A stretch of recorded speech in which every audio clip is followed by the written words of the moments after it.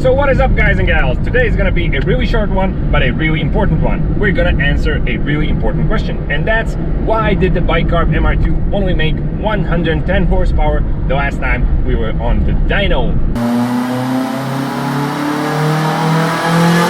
And there's a bunch of reasons for it, and we're gonna go through all the reasons one by one. So reason one, cam timing. I learned something. You cannot but dyno cam timing. I retract that statement. Maybe somebody can, who's like a performance guru, but I cannot but dyno cam timing.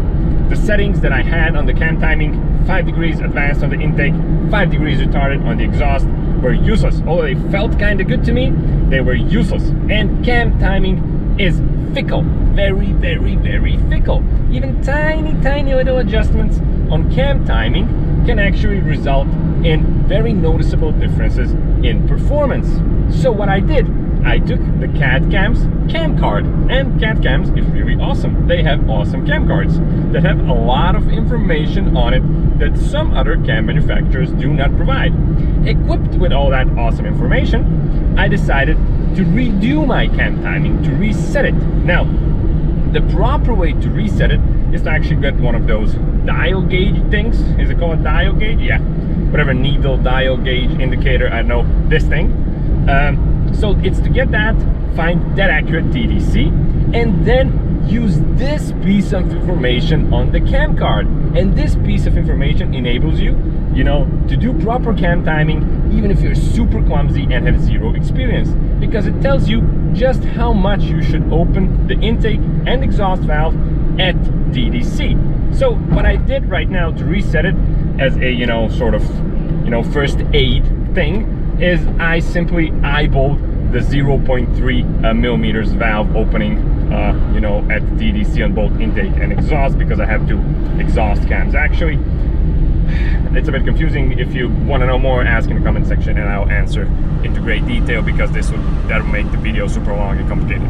Now, so I did it, I eyeballed it, I reset the cam timing, I used the stock factory timing marks, and I test drove the car after that, and it felt a lot different, a lot better actually. The performance was a lot nicer, and it was a noticeable difference to my previous cam timing setup.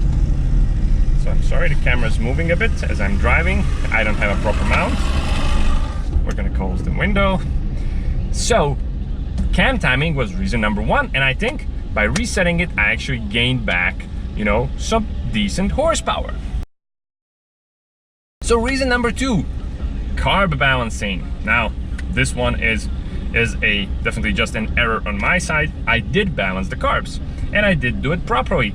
The problem here was not with whether I did it, the problem was with when I did it.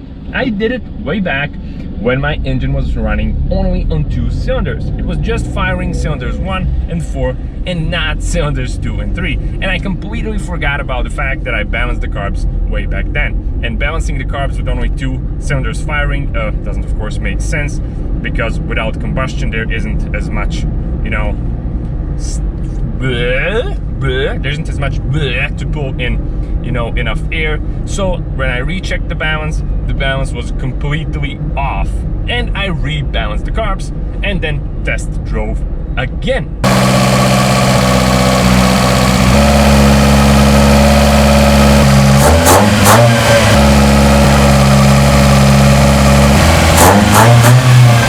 And the car felt nicer and smoother and better, definitely. So that was reason number two. Now reason number three is, I actually discovered it after doing the cam timing and balancing. I decided to do a old school method of checking, air fuel ratios, and that's by doing a plug chop. What's a plug chop? Well, I shouldn't be really doing plug chops because I have an AFR gauge in my MR2, and doing plug chops seems kind of redundant, but they were actually pretty useful. A plug chop is, you take your car, you go somewhere, stand on the side of the road, put in 4 brand new spark plugs. You fire up the car, you floor it first, second, third gear right after you fire it up, and as soon as you reach the rev limiter in third gear, you kill the ignition. You turn the car off basically and coast to a stop.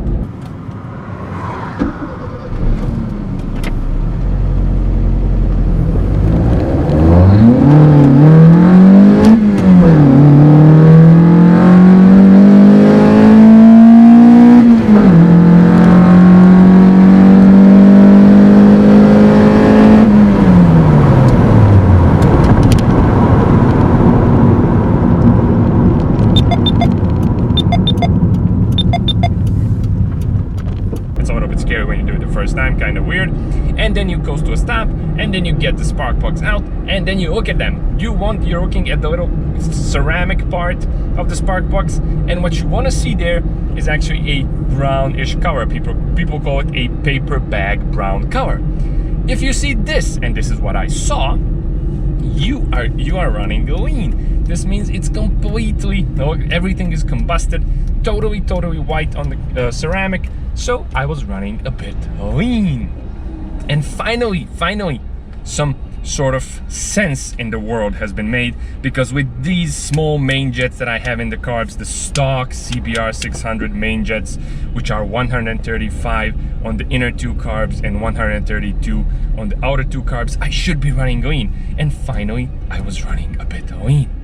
So what I did is I ordered some larger jets. I ordered 4 140 main jets to see whether that, will make some sort of difference. But I was super impatient and I cannot wait for main jets, so I did something really ghetto and really yucky. I bought a 0.4 millimeter drill bit, and I drilled out the jets. Now the drill bit's actually so small that it cannot fit inside the drill, so I drilled out. So I put the main jet in the drill and then pushed it slowly onto the drill bit.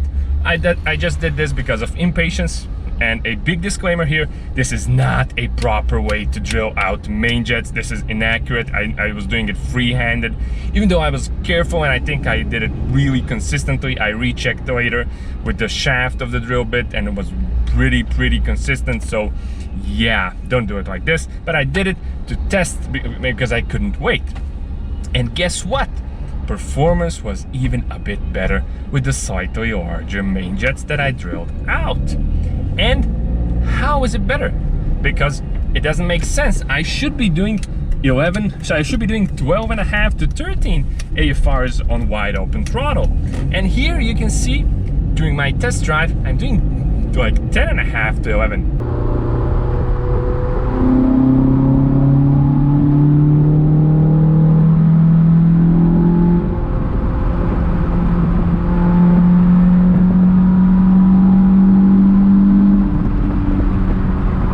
And it's better than what I had with 12.5. It feels better to me. For performance, felt better.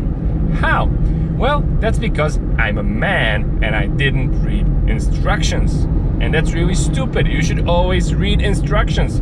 So here's a little excerpt from the AM X Series air fuel ratio gauge instructions. And look what it says. What you should be looking at wide open throttle. Look, it says 10.5 is expected.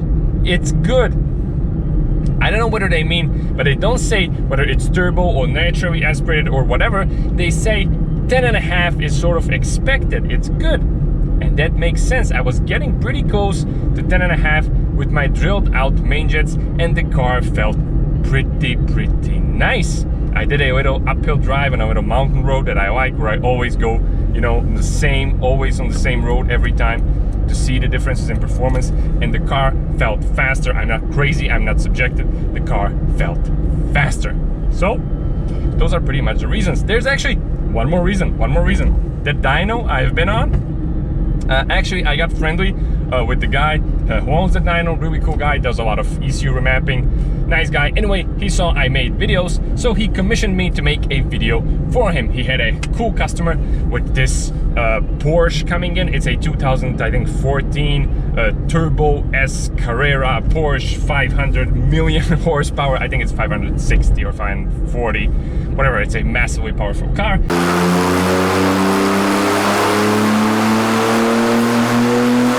So he commissioned me to make a video. Now, here's the interesting bit.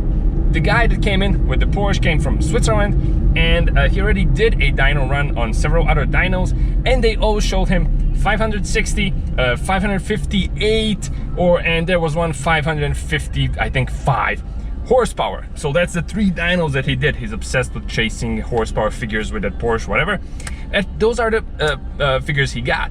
Now on the dyno where the MR2 has been, he got 544. Now that's really interesting because it does confirm what I was told about the dyno by the owner, as well as by some other people that have been on it. It's a really conservative dyno, and it shows slightly lower figures than other dynos, and I think it really might have to do with the fact that it's converting the engine, the horsepower at the flywheel. So next time I go into that dyno, I'm actually gonna ask for measurement at the wheels. We are not going to get horsepower figures at the flywheel. We're gonna get directly at the wheels, and then we're going to assume what we have, you know, on the flywheel. I think that's gonna be more accurate, and it might not steal, you know, some potential horsepower from the low horsepower MR2. So that's it for the reasons. I hope it answered some questions. If you have any others, of course, feel free to hit me up in the comment section. I will answer as always. So why am I recording this video while driving around and going places? Well, actually, I'm actually going to help a really good friend work on his hill climb monster Lancia, how do you say that? I know Italians say it, Lancia Delta Integrale Evo thing, which has around 700 horsepower.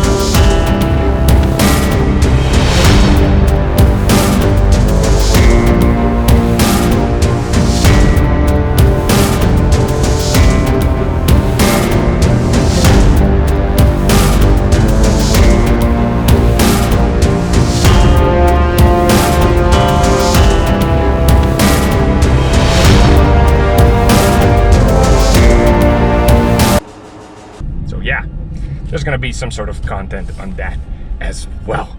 So that's it for today. Until next time, stay tuned. We're going on the dyno again really soon. We're doing more awesome stuff. There will be some videos on what I'm doing today. Probably not as immersive as I usually do, not as detailed, but still, it should be fun as hell. So until next time, I'll be seeing ya.